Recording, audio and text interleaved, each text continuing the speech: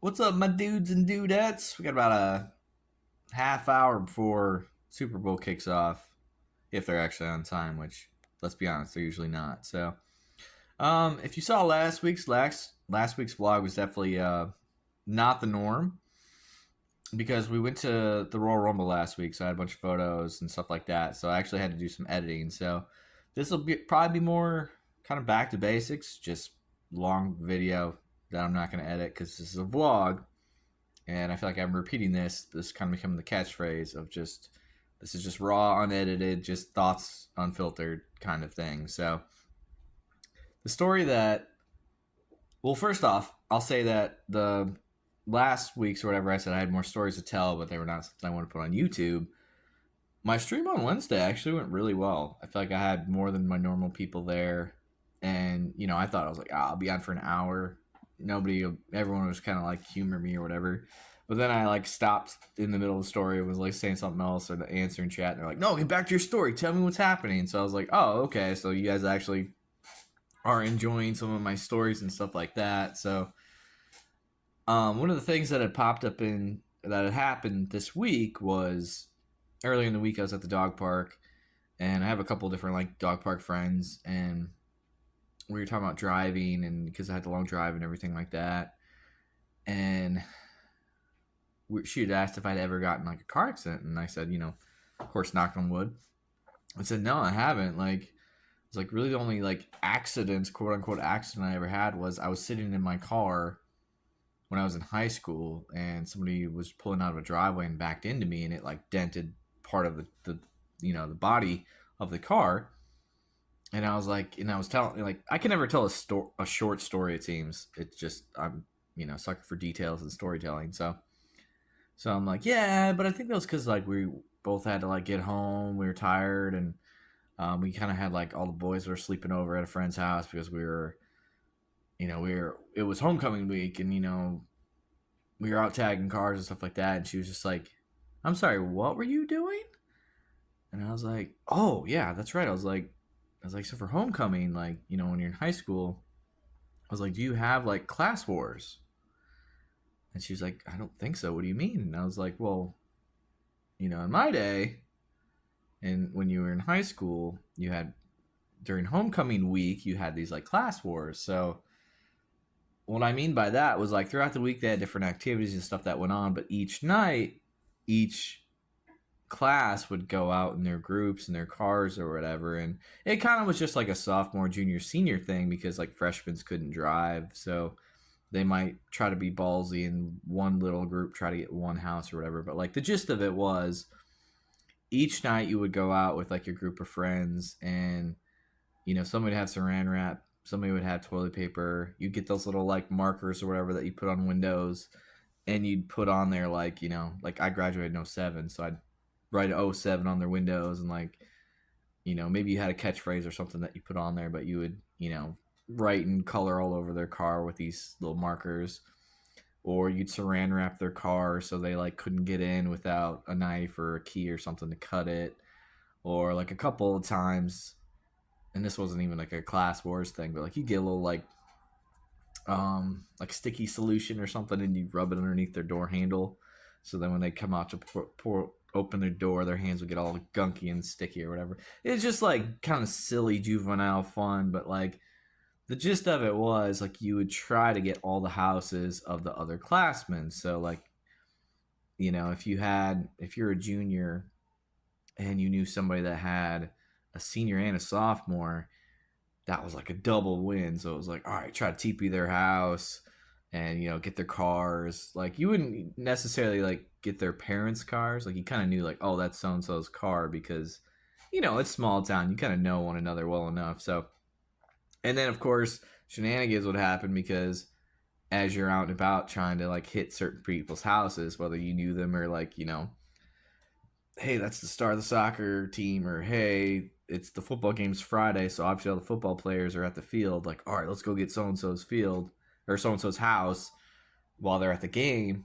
Like, while you're out and about doing stuff, you might run into somebody else in another class, and then it's like, oh shit, there's two of us and seven of them. Well, they might chase you down and catch you and be like, all right, we're gonna saran wrap you to this tree, we'll cut you down or we'll come back or we'll like let you call so and so, but like we're gonna surrender after this. It's all supposed to be in fun and humor, and it was a blast. And some people took it too far, and some people would like egg houses or do something destructive. I know one year we had like a super like ghetto van that was like basically it was like there was like no inside like body to it. It's kind of like being redone, and so we were kind of borrowing that because then like nobody knew what our vehicle was because my friends that had this car he was a car dealer, so it was just like, hey, we're working on this car, whatever happens to it, but like we're gonna try to redo the body work, paint it, whatever, and then resell it. But for now, if you guys want to take it for the week for this class wars, homecoming week, go for it. And so that I'm getting over being sick. That's something else we'll talk about here in a minute. But so that year we were a junior, and the senior class ahead of us had some dicks. So that year they actually busted out like paintball guns and were like paintballing our car, which that was kind of too far. But I was kind of telling her some of the stories of like, oh yeah, you just like saran wrap cars and TP people's houses, and like the meanwhile I'm just getting the look like, you did what? And I'm like, oh, you didn't do that stuff. Like I thought, like that's kind of the whole like age thing. Like you kind of assume that whatever's going on in your little bubble of the world, like everyone else is kind of doing the same thing. And so I told her about this, and I was like, you guys didn't have like class wars or stuff like that, did you? And she was like, no, we didn't have any of that, but that sounds fun. I wish I would have done that. So like that's kind of my question for some of you guys was like, I mean, we did it homecoming week, which was a week, leading up to the big game and whatever, but like, and I definitely don't think this stuff goes on anymore. Like everyone's way too sensitive. Nobody really wants to get their hands dirty. Or I mean, like I remember we went out when I was sophomores, and not all of us had a driver's license yet, so like you really had to cram into a vehicle. And if you ever got in a tight spot, like you basically had to like sprint off and hope that they didn't catch you. And so there was a couple times where me and my boy Randy took off, and we like hid like underneath the car, like in a ditch, or I think I caught him once, like he buried himself in some leaves next to a house so they wouldn't catch him. Like I'm talking like it's fun and games, but like people took this shit serious. Like you would see, like you'd be in your bad pants and you'd have your black hoodie with whatever. You might throw on some like war paint or whatever. It'd be cold, so you'd have your stocking cap on or whatever. Nothing. You wouldn't wear anything nice, and you'd want to wear something that you could blend into the dark. So like, if you're TP in a house and somebody's lights go on, like you can run and not be like, oh, that's so and so. He's wearing his jersey. Like, you wanted to blend in. But I don't think stuff like that. Like I don't know when that stopped. I don't think goes in the same way as like hazing does, because it wasn't like we. I think when we were seniors, we caught like two dudes that were juniors, and then we did the all right, we caught you. Like we ran down, caught them, and we're just like, look, let's not make this a thing. Let's not be make this hard on each other. We're gonna surround your happy to this tree. Like either you let us do it, and we'll do it light, so it's easy for you to break out in a half hour. Or if you're gonna be a dick about it, we're gonna like legit saran wrap you and leave you here, and whoever finds you finds you.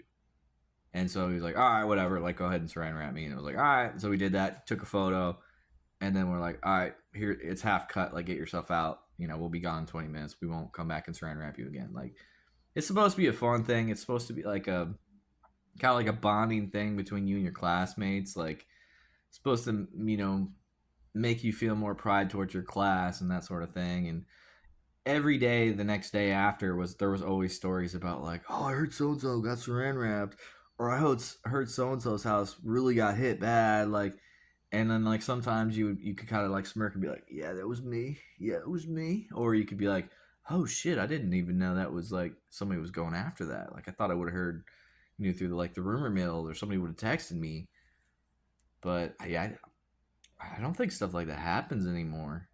Honestly, like, one, I don't think parents trust their kids out to be out late. Two, I don't think the cops or whatever would probably let it fly because, I was in a small town, so there's not like a gazillion cops or whatever, but like they knew what was going on. They'd be cruising around, so you also had to hide from them, which to me I think was made it even more fun because it's that element of danger, I guess you could say, which I was never a like sideways story or whatever. Like I think that's why people or kids, teenagers like think drinking is cool is because it has that edge of like, well, I'm not supposed to be doing it, and if I get caught, ooh, there's actual danger to it, or if a house party gets busted, I really got to run away. Like the danger element to it, or the mystery of not like I'm not supposed to do this, but like I want to know. Like that is the allure. That's what makes it more fun or dangerous or whatever. Is because you're not supposed to want it. Where